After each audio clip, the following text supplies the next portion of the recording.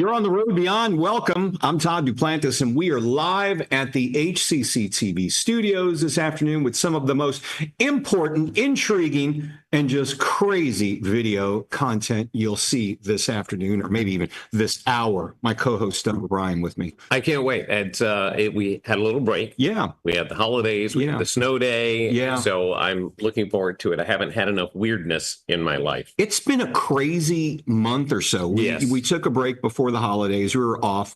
And we've had Snowmageddon here. Yep. We've had just all types of crazy things, crazy rains. I mean, it's Did you know the snow we got was the second snowiest day in the history of Houston? I did not know that. Yeah, no. the snow. Yeah. And what would be the first snowiest day? February 15th, 1895. Wow. Houston received over 20 inches of snow. Yeah, kind of like what they got in New Orleans. Yeah. That was insane, too. I can remember that, but I can't remember to take out the trash, which is absolutely true. Crazy things you'll remember. Well, hopefully remember a few things from the show. You know, while we were off, I took a bit of an extended break, went over to the UK. Yep. And I mentioned this because I'm hoping to get a guest on from one of the ghost tours that I went on. So did you do any ghost tours yourself? Yeah, I mean, we started in London. We were in London itself. We got a chance to see Big Ben. We also took a chance to see some cathedrals while we were there. Of course, London Bridge and all the touristy stuff. And then we had a chance. My girlfriend got to stand next to the Queen. Really? Yeah, okay. Yeah, or at least a wax figure of the former Queen. She was there, and we went to Ireland after that, and that was very cool. Nice. It was like Bourbon Street on steroids. Really? Think of two pubs every corner, people literally walking around with booze in there. No, it was crazy. It was a lot of fun. But we did get to see some nice stuff there, but went on a tour. Christchurch Cathedral, incredible. Got to see the crypt there. But a tour of the dark side of Dublin is what we got a chance to see. Nice. Some interesting stories there, twisted in their past. Did you go to the pub? There's a pub in Ireland where they allegedly have the skeleton of a leprechaun. No, but we passed by a place that was supposedly the home of leprechaun. Really? Yeah, okay. I can't think of the name. Did you see fairy rings? No, but we saw fairy trees. Oh, okay. They will build highways around trees. Yes, they literally believe in it. They call them the Fae. The Fae. Fae, okay. F-A-E. Well, being last name O'Brien, it's always been a dream of mine to go to Ireland and Scotland and that's where my I do lineage. next. Yes. Yeah. I mean, Ireland, Scotland, London was great.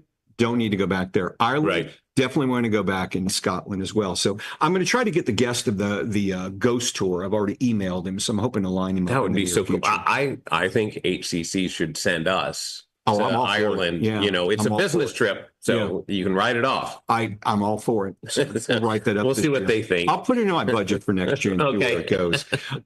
You know, some crazy stuff has been happening across the country, particularly for the last 2 months, up in the skies of New Jersey. Okay, but wait. So I don't know if it's just me and my FYP page, but I haven't been seeing as many of the videos. Has that toned down? Like, what is going on? Because literally I look for them and I don't see anything new. Have we just moved on and said, okay. Yeah, I'll let it go. Let it go. Well, interesting things. Let's take a look at some of these videos. One of them, they're trying to tie it into a biblical connection because, you know, they talk about that wheel of Ezekiel that he saw in the sky. This particular video we've shown before. It's getting the rounds again.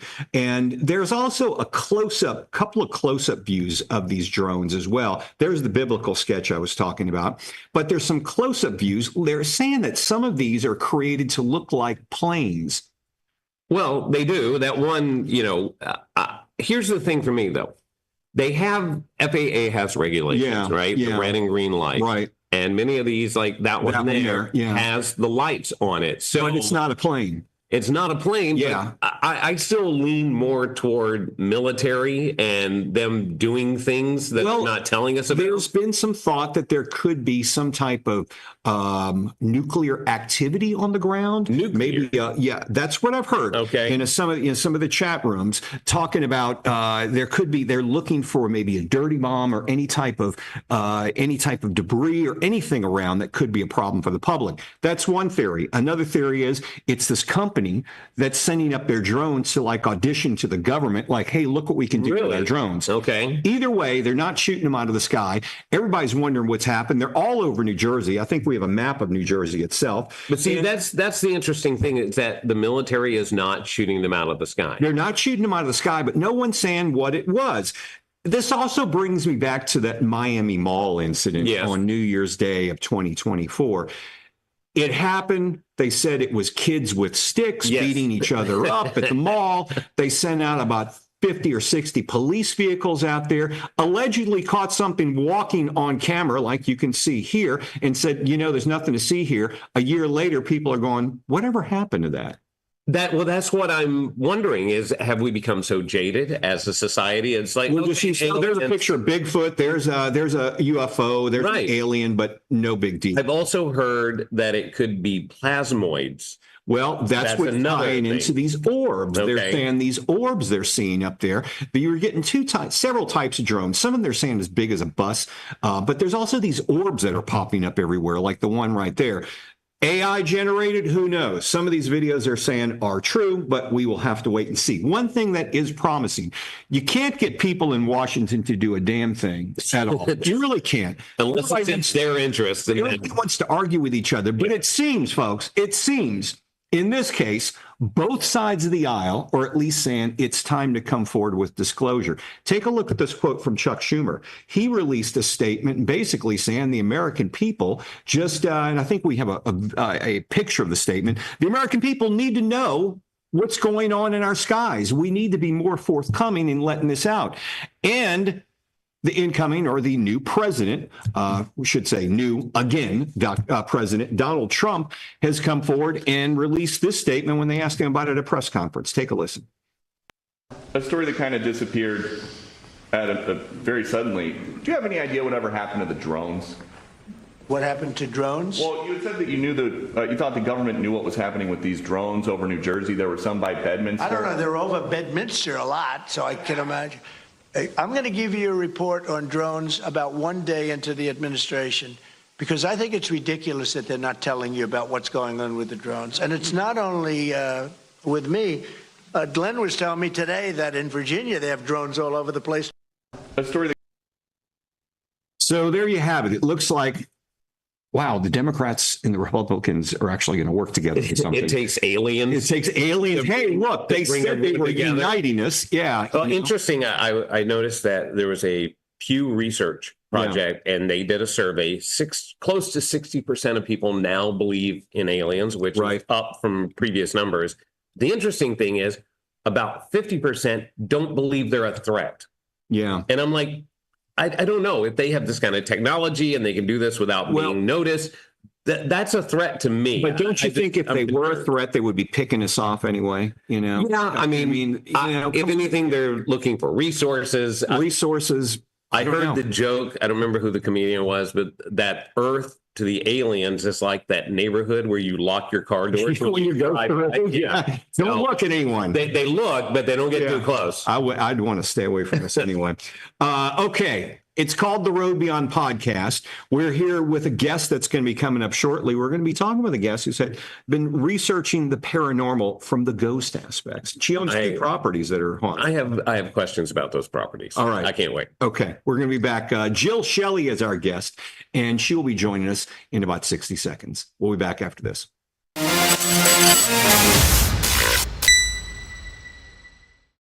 When I grow up, I want to work in a lab to build robots. From classroom to career, we're with you every step. Register for real-world education at hccs.edu.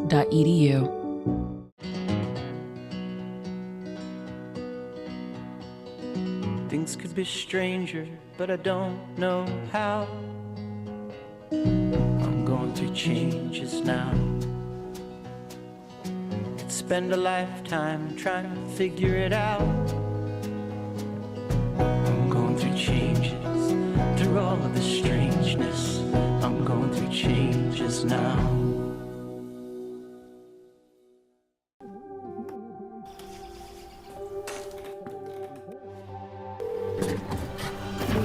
Where's your emergency?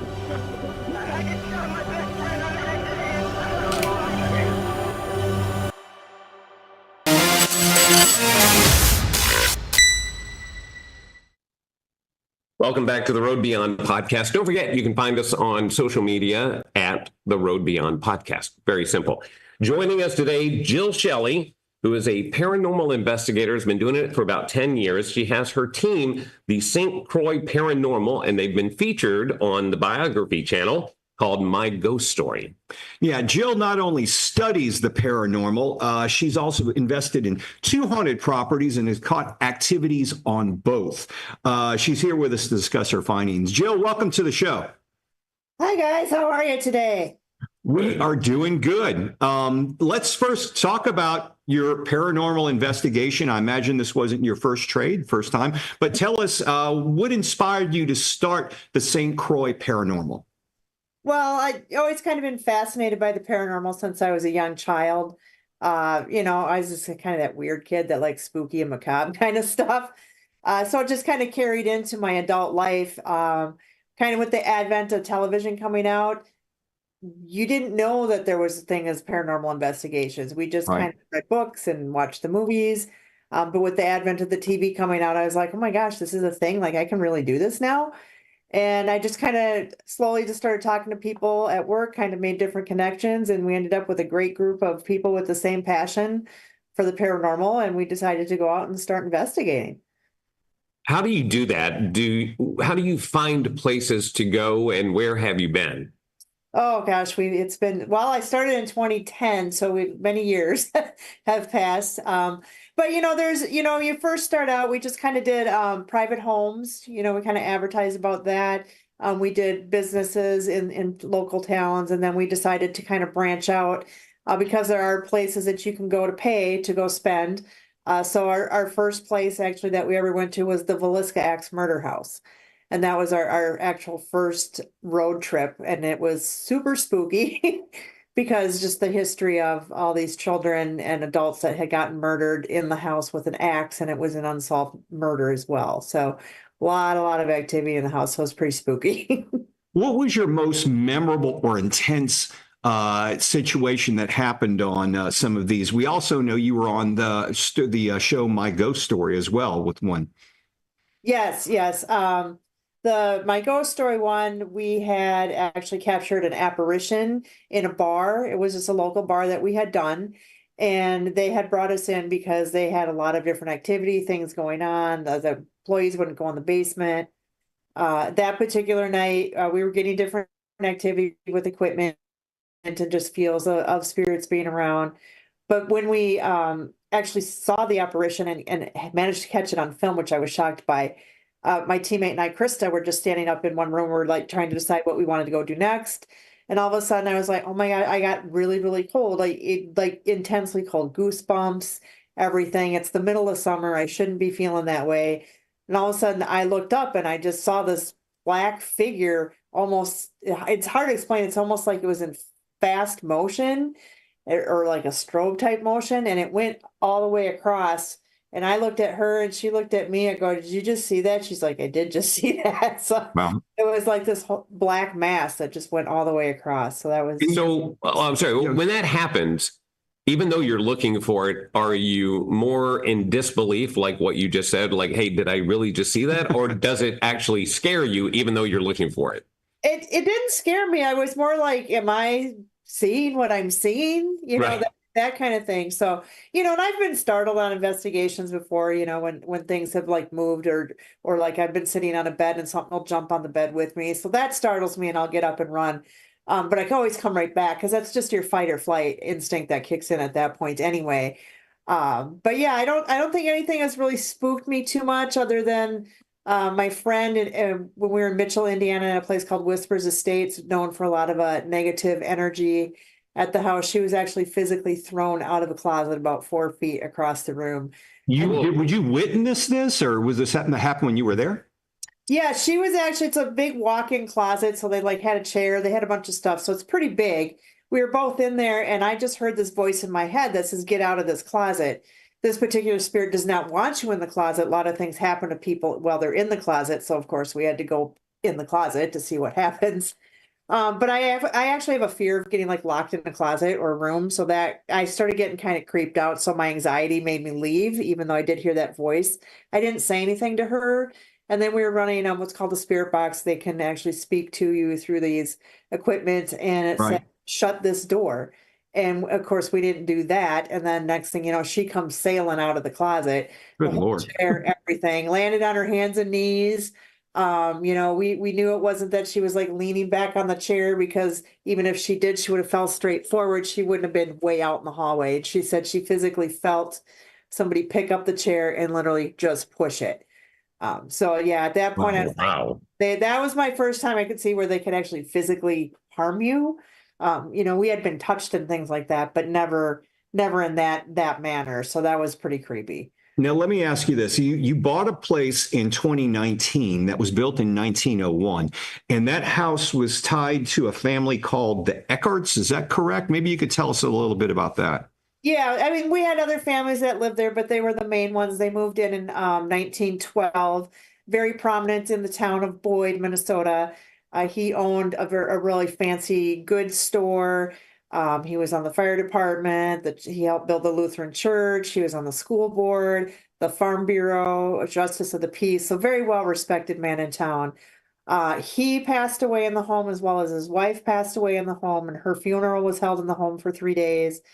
And also two of their children passed away in the home as well.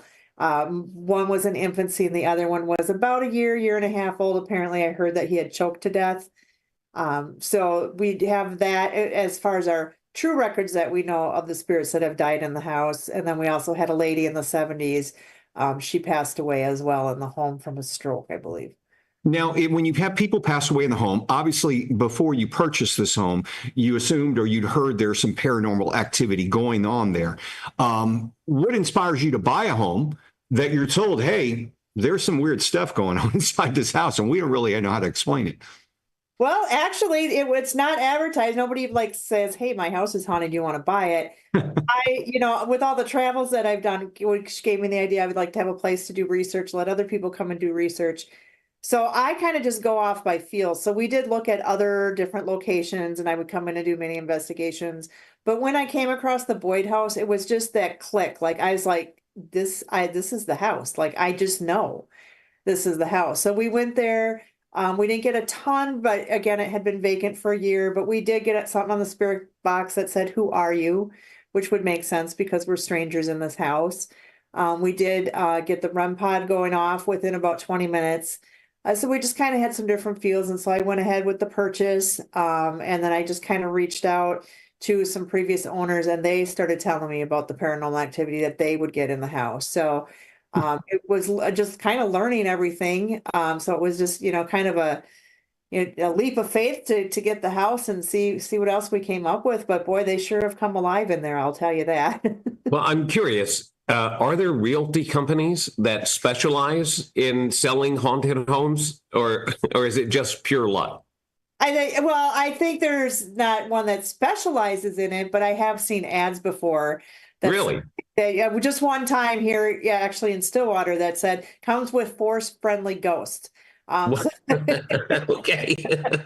But I see in the South all the time too. It always says not haunted, so it's like, which is the first clue that it is. Yeah, it's not haunted. If you're having to exclaim, it's not haunted. Don't worry about it. It is. No one's died in this house. That's what I think you should put. But now you've also brought haunted objects into the homes as well. Is that correct? And are you just a glutton for just let's just throw UFC style ghost activity, just throwing a bunch of different ones? Yeah, well, we can't claim that this stuff truly is haunted. We've bought stuff with, like some dolls that people have told me that there's, maybe a spirit attached to it. So we've bought it on the faith of that. We buy dolls are creepy. Dolls are creepy no matter what. Yeah, so right there, you're in trouble. Yeah. But we did get one that, which kind of validated it. She's a spirit named Lisa. She's a 16-year-old attached to this doll. Somebody got an EVP because they were in there in the room where she's located, and they said, "What's your name?" And they got an EVP that said Lisa. So that was kind of interesting that you would get that correlation. But we buying a lot of antiques and stuff too. There could be some attachments to those kind of things. But I think most of the stuff I would say would come from having paranormal investigators in doing what we're doing, creating the energy, possibly creating portals. If, I'm not there all the time to see if people are using Ouija boards and that kind of stuff. I don't know what people are doing. Hopefully they're not. But we could just be creating an atmosphere where we're bringing more spirits in. You also, if not having one haunted property is enough, you decided to buy a second, and you've got the 1861 Masonic Lodge as well, and that one's in Illinois. Tell us a bit about that. We've got about 2 minutes left. Yeah, that one's a really cool place to go. We just opened up. People have been getting a lot of information, a lot of different things with shadow figures, audible voices being touched. I've had a cupboard door slam, doors, knobs opening.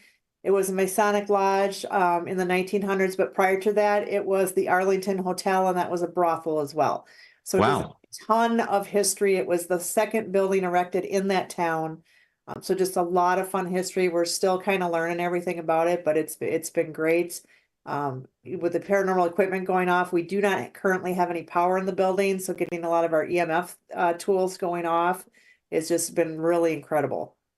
Well, I was going to ask, you had some pictures which we were showing of the Masonic Lodge and taking pictures at night. Have you had a chance to spend the night in the house, and have you had experiences there or anything? Oh gosh, yeah, I slept there. So, yeah, we've heard audible voices, people walking around. You just kind of get the feel that somebody's there. So yeah, like I said, we've had the cupboard door slam on us. Just scared us because we were just right in that room and it's like bam, super loud. So we didn't see it happen, but it's the only thing that caused that.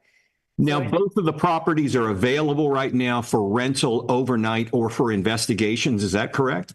Yes, we do allow paranormal investigators to come in. You don't even have to be an investigator if you want to come in and just try to experience the paranormal. So it's open to anybody to do overnight investigations, and they can find us on our websites to get all the information on how to go about and book a night. If you figure out, a road trip for sure. But if you figure out how to get ghosts to pay rent, will you let us know? Yes, I would really like if they would do that. Right. We can help you out. Yeah. Good.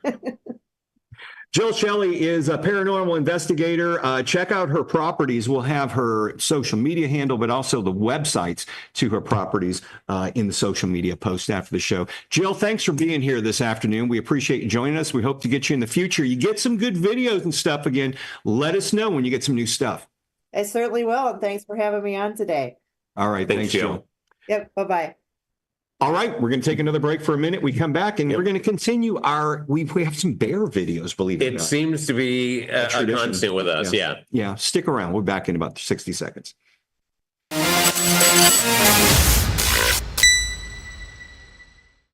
When I grow up, I want to work in a hospital. From classroom to career, we're with you every step. Register for real-world education at hccs.edu.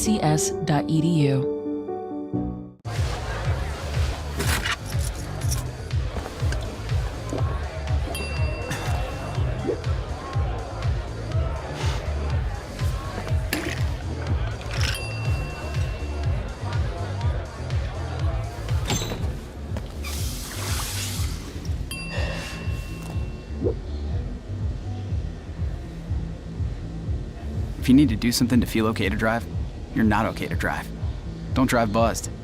Hey, Bobo, do trees tell each other stories? I'm sorry. I'm afraid I don't know that. Hey, why don't we go find out? Listen.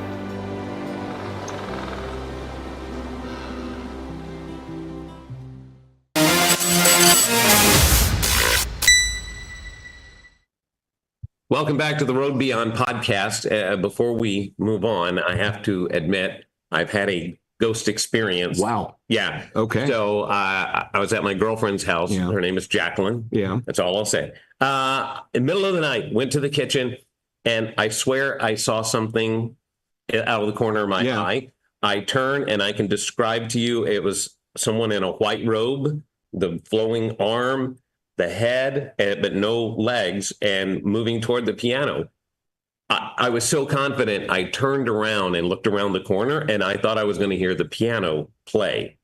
It was a split second. A few weeks later, Jacqueline said in the middle of the night, she got up late, she had to brush her teeth or something, and she saw the same thing, and she described exactly the same thing. So I don't know what it was, but It's trippy, and I'm fascinated. We're going to have to dig more into this in the future. Let's do an investigation I think we should set some cameras up over there. Wow. Okay. Anywho, this is a segment of the show that our director says we now call the Bear Necessities, because we've been showing you bear videos for the past few months. They've becoming very bold and just like joining society. Today's no exception. First video we have for you, what's better than a waving bear? Okay. Take a look at this bear. There you go. Little bear. And the bear actually starts waving. Hey, how you doing? Yeah, somebody said this part of a video game. So could be AI generated. Probably is. This next one, probably my favorite bear video of all. Take a look at this. I guess you could call it a Native American name, standing bear. Now here's a bear just standing upright, but I call this depressed standing bear because it looks to me like he's a bit depressed. He looks like he just put in 8 hours at the factory, right? He's ready to punch out for the go day. Get a tall boy and call it a day. Yeah. That slumped shoulders. It's just like, I've had it. It's a long day. In keeping with the theme of the show, this next one could be a bear, or could it be Bigfoot? Oh, no. Who knows? Bear or Bigfoot? Let us know what you think. There you go. I don't know. It's a tough one there. I could say bear or Bigfoot. You can't know. They claim it's Bigfoot. Well, it's fuzzy. Yeah. So therefore, it's got to be Bigfoot. Got to be a Bigfoot. There's never been a clear. No one seems to hold the camera steady, and you've got award-winning material here. We have the best cameras on our phones, and yet we cannot get a clear shot. And some people say it's Bigfoot has this ability to fuzzy it out, but. Yeah, I just say, well, the person has the ability to fuzz it up. But my question is, what are you doing out there? What are you doing? Seriously, why are you in his home? Yeah, trying to find some bear video. We will be back next week with more bear video and more to discuss, and maybe some more stories about Doug's ghost experience. I'll let you know. That was a pretty good one, though. It was creepy. I'm telling you, that was the most legitimate experience I've ever had. Yeah. And I would swear on a stack of Bibles it happened. It freaked me out a little bit. We're going to freak you out more next week. So in the meantime, look for us in social media as... The Road Beyond podcast. Yeah, he remembered. Yes. We'll be back next week, same time, right here, Facebook and YouTube, and of course on HCC TV. We'll see you next week.